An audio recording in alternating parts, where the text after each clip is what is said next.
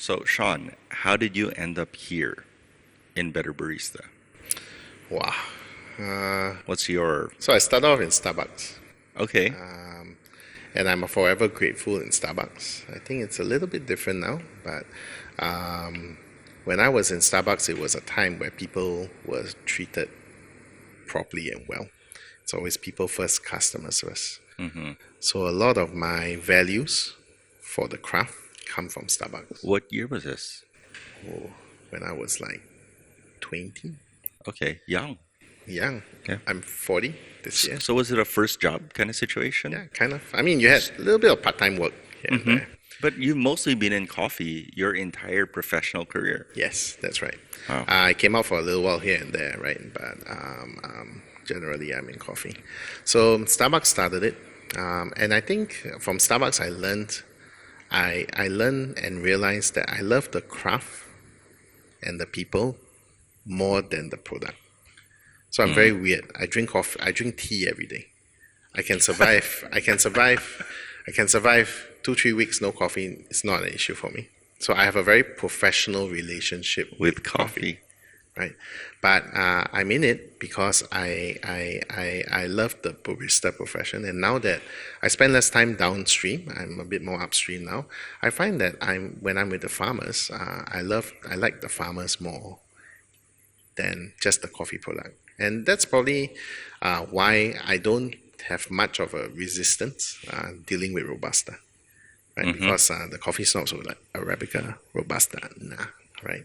But if you care about the farmers, you can't go, I only care about the specialty coffee Arabica farmers. It doesn't work that way. Right? Yeah. A farmer is a farmer, Yes. right? So I think I'm very grateful for the time I had in Starbucks. Those were days where we really cared about people.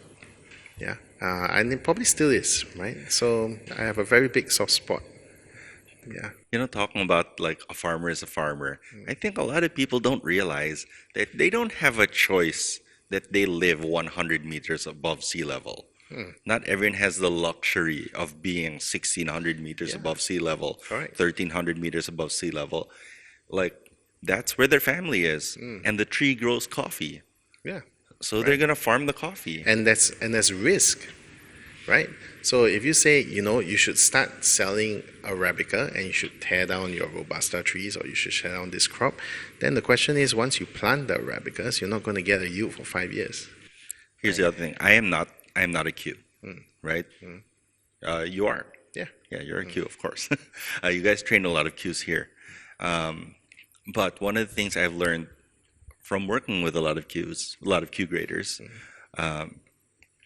is, and this is very common, when I started drinking coffee, when I started drinking specialty coffee, you start by acknowledging the things that are good about the coffee, right? What you like, special tasting notes, and for you, that's what a good cup of coffee is. yeah, And then you start scoring using a cupping sheet, and you score additive. Like, oh, this is good. It must be it yeah. must be an 8. This That's right. must be a. As I worked with more proper professionals, I learned that you do it by deduction. So you only score something down based on defect, Yeah, right? So it's completely different. You assume everything is good. And that's something that's influenced my appreciation of Robusta. yeah, Just to come at it, okay, this is coffee. Are there defects? And then when you taste it, oh, there are no defects. It's really well farmed. It's really well made. Then it can be a good coffee. yeah. Um, Right. So it really depends on what scoring system you're on, right? Everybody is on a scoring system. Everybody, right? So the only question is whether you're on a formal scoring system or you're on an informal scoring system. If you're a consumer, you're on an informal scoring system, in which case it's about what I like, what I don't like, what I choose to spend the $5 on. And if I like it with sugar and it's my $5, give me my coffee with sugar. And is that okay? It's perfectly okay, right? If you're a professional, however, okay, then sooner or later you need to decide that I might need to be a bit informal. I'm a bit more formal with my scoring system, right? Because the interesting thing about coffee, KO, is that it's a very weird product.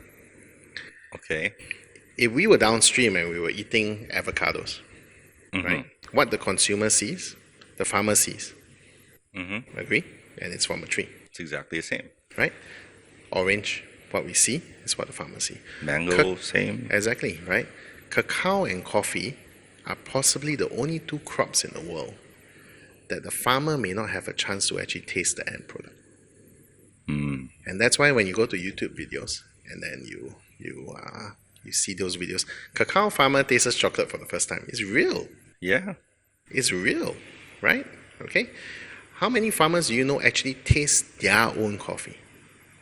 They probably tasted coffee from their region. They probably tasted coffee from their co-ops. How many farmers do you really know actually taste their own coffee? And most farmers don't because they don't have the means to process their own Yeah. coffees. So coffee is a very weird crop, right?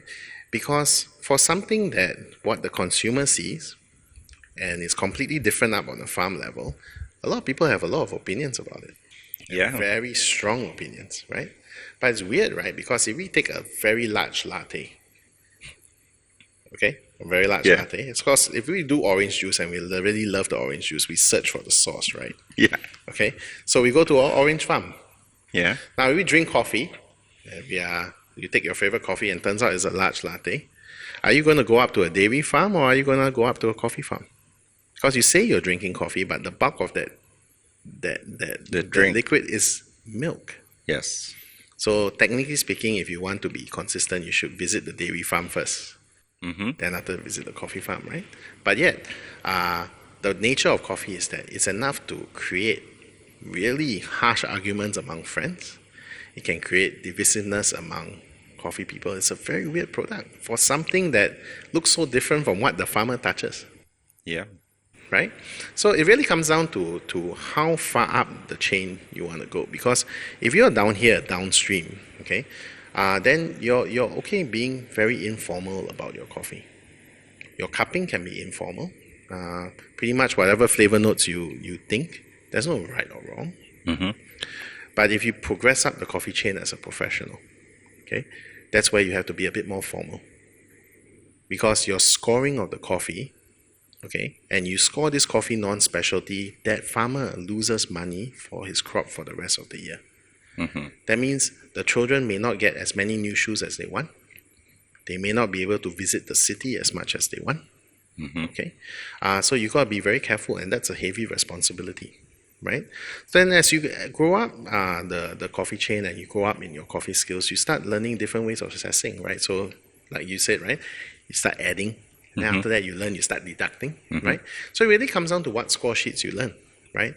The Brewers Cup score sheet, for example, rewards brewing skills, but also rewards the quality of the cup, right? So it's a very end game, right? And that score sheet is very hard to learn. That is a very formal score Absolutely. sheet, right? You will know. I've because spent many weeks. KO is what, number 2, right? Yeah, I haven't competed in a while. Yeah, Yeah. but KO is very knowledgeable about the Brewers Cup, right? So that is not a casual score sheet. That is not an Not at all. informal, right? It's a formal score sheet.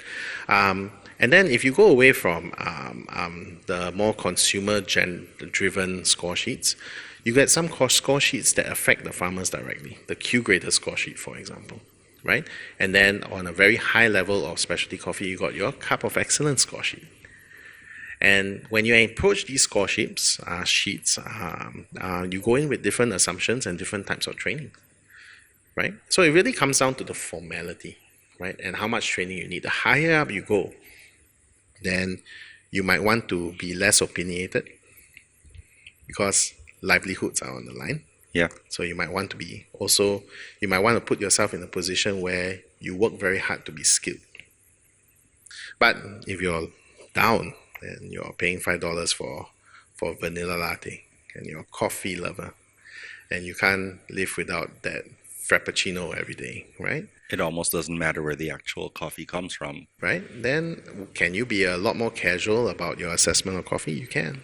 But then try not to argue when a professional is giving an opinion as well, right? So I think that pretty much sums it up, right?